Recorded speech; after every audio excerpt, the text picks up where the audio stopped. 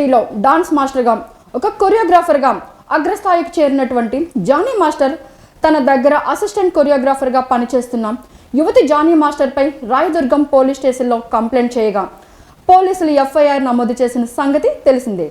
Johnny master life story ఏంటి, అసలేం జరిగింది అనే అంశాలపై మరికొన్ని విషయాలు మాట్లాడుకుందాం. 1982 జూలై 2న నెల్లూరులో జన్మించిన షేక్ జానీ బాషా జానీ మాస్టర్గా పేరు మార్చుకున్నారు. ఒక అన్నయ్య అక్క అతనికి ఉన్నారు. అతని తండ్రికి 3 లారీలు ఉండేవి. వాటిలో సరుకులు రవాణా చేసేవారు. ఆర్థికంగా పరిస్థితి బాగానే ఉండేది. చదువు మీద ఇంట్రెస్ట్ చిన్నప్పటి నుంచి తక్కువే. 3వ తరగతితోనే ఆపేశారు. బలాదూరుగా తిరగడం చూసి జానీ మాస్టర్ తండ్రి మెకానిక్ పని నేర్పించారు. తర్వాత జేసీపీ డ్రైవర్గా పనిచేశారు. నవరంగాబాద్ అనే పెళ్లి బ్యాండ్లో స్టెప్పులు వేశాడు. ఆ సమయంలో 1994లో ప్రభుదేవ మూవీ ప్రేమికుడు రిలీజ్ కావడంతో ఎంతో సూపర్ హిట్ అయినటువంటి ముక్కాల అనే పాటకి జానీ మాస్టర్ ఎక్కడ పాట వినిపించినా స్టెప్పులు వేసేవారు. జానీ మాస్టర్ డాన్స్ని చిట్టిబాబు అనే డాన్స్ మాస్టర్ చూసి తన టీంలో జాయిన్ చేసుకున్నారు. 2003లో హైదరాబాద్ వచ్చిన జానీ మాస్టర్ కొన్ని సంవత్సరాలకే మంచి డాన్స్ మాస్టర్గా కొరియోగ్రాఫర్గా ఒక మంచి స్థాయిలో స్థిరపడ్డాడు.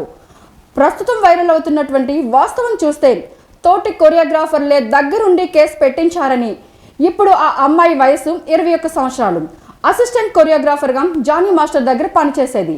తనపై అత్యాచారం చేసి దాడి చేశాడని, లైంగికంగా వేధించాడని, మతం మార్చుకొని నిన్ను పెళ్లి చేసుకుంటానని చిత్రహింసలు పెట్టాడని ఆ యువతి రాయదుర్గం పోలీస్ స్టేషన్లో ఫిర్యాదు చేసింది. 2017లో జానీ మాస్టర్ పరిచయం అయ్యాడని, 2019లో ఓ ఈవెంట్ కోసం ముంబై వెళ్ళినప్పుడు హోటల్లో అత్యాచారం చేయడమే కాకుండా తర్వాత చాలాసార్లు చెన్నైలో, హైదరాబాద్లోనే కాకుండా తన ఇంట్లో కూడా తన ఆరోగ్యం బాలేని సమయాల్లో కూడా తనపై అత్యాచారం చేశాడని, ఈ విషయం జానీ మాస్టర్ భార్యకు కూడా తెలుసని, షూటింగ్ సమయంలో వ్యాన్లోకి పిలిచి కూడా వేధించి మాట వినకపోతే అద్దంతో కొట్టాడని, గట్టిగా గాయపరిచాడని కూడా చెప్పడం జరిగింది.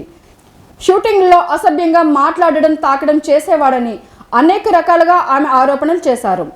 కానీ ఇందులో 2017లో అత్యాచారం జరిగిందని ఆరోపించారు. ఆమెకు పెళ్ళయింది, ఒక బిడ్డ కూడా ఉన్నారు. ఇప్పుడు ఇన్ని సంవత్సరాల తర్వాత నాకు అన్యాయం జరిగిందని ఆరోపిస్తున్నారు. ఒకవైపు ఈ కేసులో రాజకీయ నాయకుల హస్తాలు ఉన్నాయని ప్రజలు మాట్లాడుకుంటున్నారు. ఏది నిజం, ఏది అబద్ధం అనే దానిపై సరైన ఆధారాలతో న్యాయస్థానం నిర్ణయించాలి. మరి